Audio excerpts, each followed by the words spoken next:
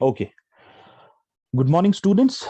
Assalamu alaikum. We have around 7 students who are online in this class, and we will wait for the other students for some time. Before we move on to the lecture, let me tell you that it is lecture number 2 on Lalde. In the previous lecture, I will share the screen with you so that you will get an idea what was discussed in the previous lecture.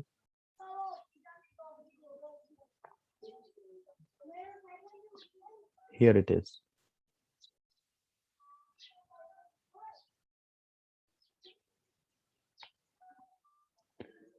So this is the topic. We have already delivered one lecture on this. Vakh number 118 to Vakh number 121, written by Lalde or attributed to Lalde. In the previous lecture, we have already discussed the biography of the poet, and then we moved on to the translator Ranjit Housecoat, who has translated most of Lalde's Vakhs into English. And then we discussed Vakh number 118, in which Lalde talks about the reputation, in which Lalde talks about the transitory nature of reputation. In the next work, 119, she talks about the fraudsters, the magicians, the con artists who can, accomplish very huge deeds, big deeds on the basis of their magic. They just, do those frauds. She talks about about damming a flood. She talks about blowing out a forest fire, walking on air, and to milk a wooden cow. This is work number 19. We have already discussed it in detail. I won't go into the details of this poem. We will discuss work number 120 today. Right? This is work 120. I have already discussed the word work with you in the last lecture, in part 1 of the lecture. I will recite this work 122 in front of you. Who can halt the dripping frost or cup the wind in his palms? Who can haul the dripping frost or cup the wind in his palms? He can, who has reigned in his 5 senses. He can pluck the sun from the midnight sky. Now, in this work, she is talking about somebody who is near to God, somebody who has a direct connection to God. In work number 19, she was talking about those fraudsters, those magicians who do different magical tricks, but who do not have the real connection with God. Now she talks about those people who have real connection with God, who are, who have full belief in God. She says, such persons who are truly spiritual in nature, who are truly close to God, who truly believe in God, such people can halt the dripping frost. They can stop that icy mist which falls on the earth. They can cup the wind in his such a person can cup the wind in his palm. To cup the wind in his palm means to hold the wind in one's hand. Although it's impossible to do, but we should not go by the literal meaning of these lines. She means to say that such a person who is close to God, who believes in God, who is truly, a believer in God, a spiritual person, only he can accomplish such big tasks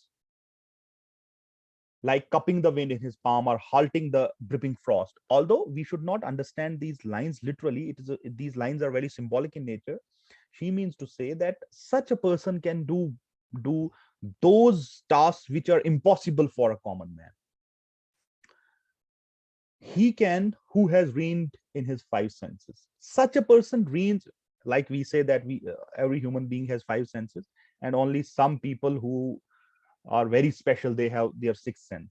So a person who believes in God, who truly has a connection with God, only such a person can rein his five senses. He can have control over his five senses. The senses like vision, the senses like taste, smell, touch, etc. He can pluck the sun from the midnight sky. Literally, if you go by the literal meaning of the line, it means to pluck the sun from the midnight sky. To like you pluck a flower. In the same manner, she talks about, if we go by the literal meaning of the line, she says that only such a person can pluck the sun from the midnight sky. We cannot see sun during the night hours. So she says what she means here is, in the last line, by saying that he can pluck the sun from the midnight sky, she means that even such an impossible task can be done by a person who believes in God in real sense. See, all of us believe in God, most of us. We have our own ways of believing in God. Some prefer to pray in the four walls of their houses. Some people may go to mosques, some go to temples, some go to gurdwaras and churches. But the point is of real belief here. The point is of true connection with God. We go and offer namaz, we do puja, we do gurbani and all. But the point is whether we have that true belief in God, whether we really believe in God, whether we have, maintained that true connection with God. She's talking about those persons only. And we all know that if we look into ourselves, if we just close our eyes and ask ourselves that what kind of connection we are able to maintain with our Almighty. Right? I will narrate a small story to you. When I was a small kid, I don't remember, somebody narrated it to me or I read it somewhere. There was a there was a woodcutter, a poor woodcutter. He used to cross a river and used to go on the other side of the river. There was a forest and he used to cut wood, and he used to bring that pile of wood with him and cross the river again, and used to sell that wood in the market to feed his family, to earn his livelihood. Now one day he was very poor and he was not religious in the worldly sense, right? So once a very reputed person, somebody who was considered very religious in that village, somebody who was having an image of a religious person in that village, he went to this woodcutter and asked him that how does he manage to cross that river. So both of them went on the bank of that river, and the woodcutter said that, sir, I just take Almighty's name, I just say Allahu Akbar, I just say Bismillah, I just say Hari Om, I jump into this river and cross it and go to the other side, get my work done, come back in the same manner. This religious person, he says, do it in front of me. And this woodcutter, he uttered the name of God in his own way. He jumped into the river, swam across the river, and went to the other side. And from the other side of the river, he asked this religious person to do it, to just follow him. This person, who was having a very good reputation, he used to think that he is very religious and he has that kind of reputation. What he did, he too repeated the same. He took the name of the God and jumped into the river and was drowned. He was not able to cross that river.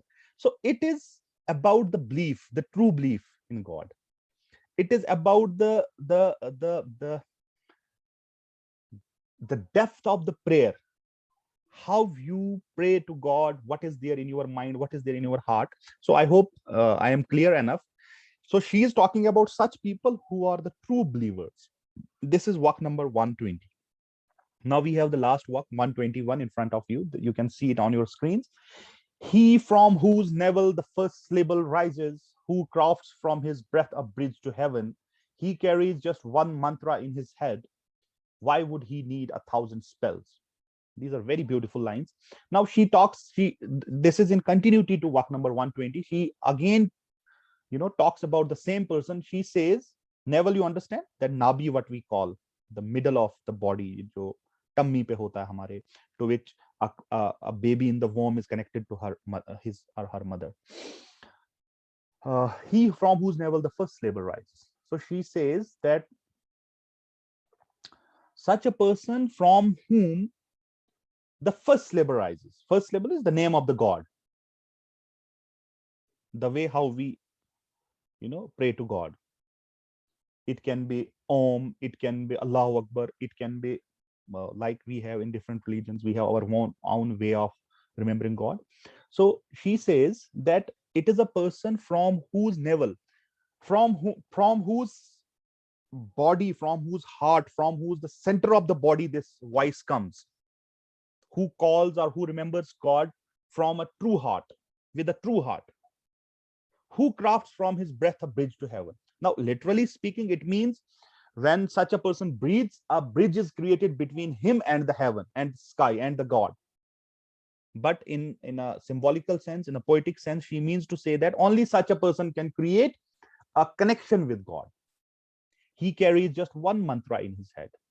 Such a person has just one mantra in his head, and that one mantra is the name of the God.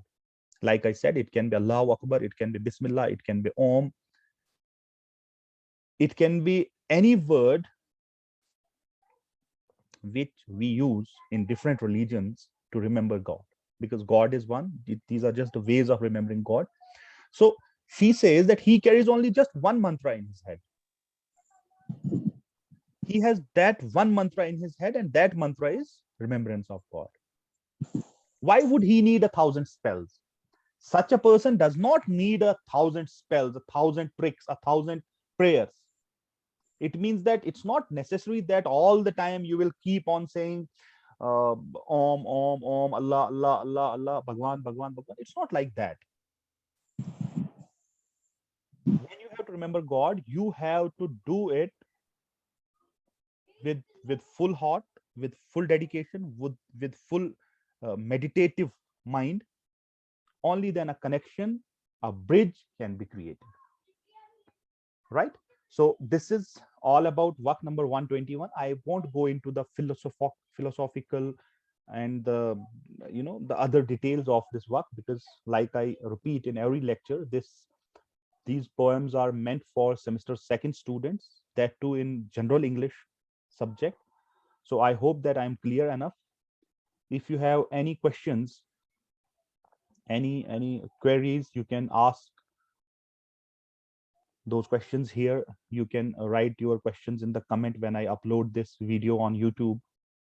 And I urge you to subscribe and press the bell icon of that YouTube channel, Dr. Jamsheed's Repository, so that you will get notifications when I upload videos, and you can watch those videos anytime.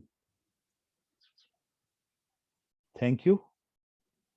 Stay safe and stay healthy. Thank you.